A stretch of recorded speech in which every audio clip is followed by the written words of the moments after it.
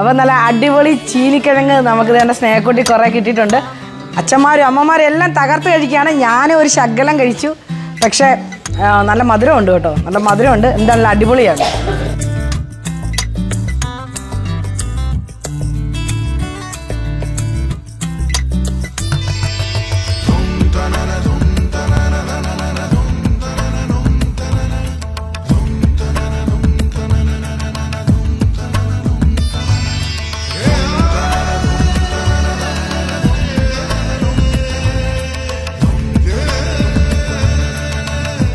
നിങ്ങളുടെയൊക്കെ സ്ഥലങ്ങളിൽ ഇതിന് എന്നാ പേര് വേറെ? ചീനിക്കിഴങ്ങെന്ന്. കോട്ടയം ജില്ലക്കാരാണോ ചീനിക്കിഴങ്ങെന്ന് പറയുന്നത്? വയനാട്ടിൽ എന്നാ പറയുന്നത്? ചീനിക്കിഴങ്ങും മധുരക്കിഴങ്ങും. ഇടുക്കിയിലൊക്കെ എന്നാ പറയുന്നത്? ചീനിക്കിഴങ്ങ്, കപ്പക്കിഴങ്ങെന്നും പറയും.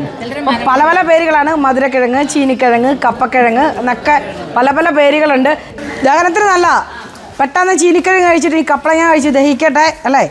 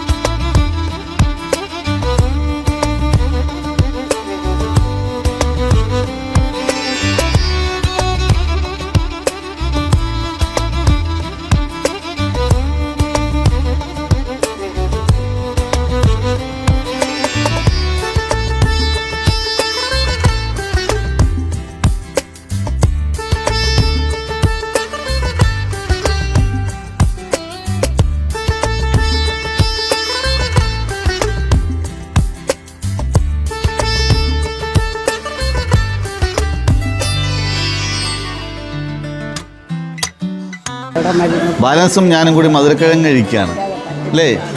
കഴിച്ചു കഴിയാറായി.